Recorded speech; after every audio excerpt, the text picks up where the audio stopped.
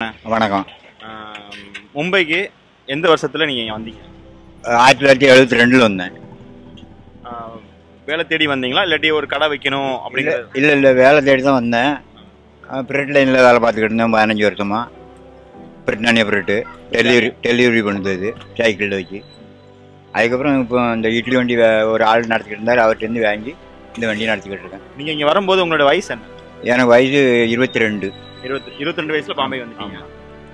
இப்போ இந்த கடை இன்னொருத்தவங்கள்ட்ட வாங்கி பண்றேன்னு சொன்னீங்க. ஆரம்ப காலத்துல இருந்தே வந்து இட்லி வியாபாரம் தான் பண்ணிக்கிட்டு? இல்லை நாங்கள் அந்த வியாபாரம் கிடையாது. இப்போ பாம்பேக்கு வந்த பிறகு இந்த வியாபாரம் ஆரம்பிச்சு 35 வருஷம் ஆச்சு இந்த வியாபாரம் ஆரம்பிச்சு. இட்லி இது மட்டும். ஆனால் வந்து மற்ற சவுத் இந்தியன் ஃபுட்டுக்கும் இங்கே உள்ள ஃபுட்டுக்கும் வித்தியாசம் நிறைய இருக்கு. ஏன் வந்து இட்லி வடை தான் கொடுத்தா நல்லா இருக்குங்கிறது எப்படி உங்க ஐடியா தோணுச்சு? ஐடியாவுன்னு இல்லை, நிறைய இடத்துல இட்லி வடை தான் இந்த முள்ளி சைடில் பூரா வரும். தமிழ்காரங்க மட்டுங்க தாதர் எல்லா இடத்துலையும் போட்டிருக்காங்க. அதனால நம்மளும் இட்லி வியாபாரம் பண்ணணும்னு இட்லி வியாபாரம் பார்க்குறோம். உங்கள் தொழிலுடைய ஒரு எத்திக்ஸே எப்படின்னா, உங்கள் தொழிலோட ஒரு ட்ரிக் என்னன்னு பார்த்தீங்கன்னா, கிறிஸ்பியாக வடை போட்டு கொடுக்குறீங்க. ஆமாம். அந்த இப்போ நான் 2 நாள் வந்து அப்சர்வ் பண்ணதில் பார்க்கும்போது வந்து அந்த வடைக்குன்னே ஒரு ஆடியன்ஸ் இருக்காங்க. அதை எப்படி அந்த கிறிஸ்பியாக வடை கொடுத்தா எப்படி ரீச் ஆகும் அப்படிங்கிறது எப்படி உங்களுக்கு தோணுச்சு? அதாவது கிறிஸ்டியானு இல்லை, நம்ம எப்படி தயார் பண்ணதும் ஆட்டோ அந்த உளுந்து கூட அரைச்சி அது கூட கொஞ்சம் போல் அரிசி மாவு போட்டு இது பண்ணாக்கி கொஞ்சம் கிறிஸ்டியாக வரும். ஆனால் இதில் வந்து அவங்களுடைய கைப்பக்கம் எதுவுமே இல்லை, எல்லாமே நம்மளுடைய நம்ம ஃபேவரட்டா நம்ம தமிழ்நாட்டில் சமைக்கிற அதே சாம்பார் அதே சட்னி இப்படி இதில் தான் நீங்கள் ரெடி? ஆமாம் அதே தான். இப்போ உங்களுடைய பங்கு இதில் எனக்கு இந்த கடையில் என்ன, வெறும் அந்த வடை மட்டும் போடணுங்கிறதா இல்லாட்டி உங்களுக்குள்ள இங்கே பிரிச்சுக்கிட்டீங்களா?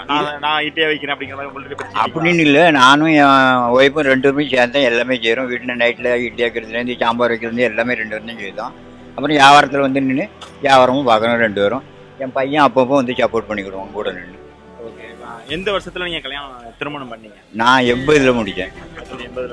அதுவும் பாம்பேல தான் முடிச்சேன்? இல்லை, ஊரில் போய் தான் முடித்தேன். ஊரில் போய் தான் முடிச்சேன். உங்களுக்கு சொந்த ஊரில் எந்த ஊர்? எனக்கு சொந்த ஊர் சேரன் மகாதேவி. சேரன் மகாதேவி. திருநெல்வேலி. திருநெல்வேலி சேரன் மகாதேவி மூலக்குள் தெரு. ஓகே. அவங்களுக்கு உங்க இவங்களுக்கு மானூர். மானூர் சங்கரவங்களுக்கு ஒரு வழியில் இருக்குல்ல, மானூர் அந்த ஊர். இப்போ நீங்கள் ஆரம்பத்தில் வந்து இட்லி வடைங்கிற பிளான் பண்ணீங்க. அப்போ முத பண்ணும்போது என்ன ரேட்ல இட்லி கொடுத்தீங்க, என்ன ரேட்ல வடை கொடுத்தீங்க? அப்போ எவ்வளோ 10 ரூபா தானம்மா பிளேட்டு, 5 ரூபா பிளேட். ஆரம்பத்தில் 5 ரூபா. இப்போ வந்து என்ன ரேட் வடை, என்ன ரேட்ல கொடுத்தீங்க? இப்போ வடை 15 ரூபா ஒரு வடை, ஒரு இட்லி 10 ரூபா. அதை வந்து மக்கள் ஏத்துக்கிட்டாங்களா? அதெல்லாம் அதிகமா இருக்கு, அதெல்லாம் ஏற்றுக்கிட்டாங்க. விலைவாசி கூட அவங்களும் ஏற்றுக்கிடுவாங்க. ஆமாம்.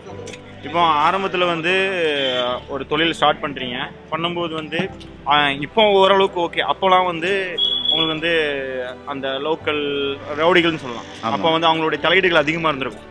அதை நீங்கள் ஃபேஸ் பண்ணியிருக்கீங்க? ஆமாம், ஃபேஸ் பண்ணியிருக்கேன். நிறைய பேர் வந்து துட்டு தர மாட்டான், சாப்பிட்டு போவான். அப்புறம் துட்டும் கேட்பான்னு செலவுக்கு 50 ரூபா 100 ரூபா தாண்டு அதெல்லாம் சமாளிச்சு தான் அந்த வியாபாரம். இப்போ அந்த பிரச்சனைலாம் கிடையாது. இப்போ அந்த பிரச்சனை கிடையாது. இப்போ அப்பொழுதுக்கும் இப்பொழுது பார்க்கும்போது எப்படி இருக்குது உங்களுக்கு? அப்போ இருக்கும்போது ரொம்ப தொந்தரவு இருந்துச்சு. இப்போ எந்த பிரச்சனையும் கிடையாது. இப்போ உங்களுக்கு ஒரு நாள் குடும்பத்தை ரன் பண்ணுறதுக்கு எனக்கு போதுமான இவ்வளோ இருந்தால் போதும் அப்படின்னா உங்களுக்கு எவ்வளோ ரூபா தேவைப்படும்? எங்களுக்கு எவ்வளோ ரூபான்னு கணக்கு கிடையாதுமா. நாங்கள் இது வரைக்கும் கணக்கை எடுத்தது கிடையாது. ஆமாம், இவ்வளோ ரூபான்னு கணக்கு எடுத்தது கிடையாது. வணக்கம், என் பேர் ரஞ்சிதா. நான் மும்பையில் தான் இருக்கேன். 30 வருஷமாக ஆச்சு நான் மும்பை வந்து. இங்கே அண்ணாச்சி கடை இட்லி சாம்பார் நல்லாயிருக்கும். டெய்லி இங்கே தான் வந்து காத்தால சாப்பிட்டு போவோம். நல்லாயிருக்கும் சாப்பாடு. இப்போ வேற மாதிரி ஒரு பிரச்சனைகள்லாம் போயிட்டு இருக்கு, அதெல்லாம் வெளியே சொல்ல முடியாது. இப்போ போயிட்டு இருக்குது. பிரச்சனைகள் பேஸ் பண்ணிட்டு தான் இருக்கீங்க. ஆமாம். நீங்கள் நல்லா தெளிவாக தமிழ் பேசுறீங்களா? உங்களுக்கு சொந்த ஊர்? எனக்கு சொந்த ஊர் திருப்பத்தூர் மாவட்டம் வாணியம்பாடி. அங்கே தான் தங்கியிருக்கேன். ஆமாம், முள்ளூரில் தங்கியிருக்கேன். எவ்வளோ நாளாக எங்களுக்கு நீங்கள் கஸ்டமராக இருக்கீங்க? இவங்களுக்கு 20 வருஷமா இருக்கு. நான் கஸ்டமர் சாப்பிடுவேன். ஆமாம், இவங்ககிட்ட தான். இப்போ அடுத்த கட்ட மூவ் இப்போ இதே இப்போ தள்ளுவண்டியில் வச்சிருக்கீங்க, அடுத்து வந்து ஏதாவது ஷாப் பார்த்து கடை பார்த்து போகணும் இப்படிங்கிற மாதிரி ஏதாவது ஒரு ஸ்டெப் எடுத்துட்டு இருக்கீங்களா? இல்லை இப்போ எங்களுக்கு வயசாகி போச்சு. இது கொஞ்ச நாளைக்கு அப்படியே ஓட்டிட்டு அப்படியே முடிச்சுட்டு ஊரை பார்த்து போயிட வேண்டியதான். இல்லை, அடுத்து உங்க பையன் இருக்கான், ஹோட்டல் மாதிரி வச்சு கொடுக்கலாம்ல? வச்சு கொடுக்க அவங்களுக்கு அது இன்ட்ரெஸ்ட் கிடையாது. ஒரு பையன் வெளிநாட்டில் இருக்கான், ஒரு பையன் ரிக்ஷா ஓட்டிக்கிட்டு இருக்கான்.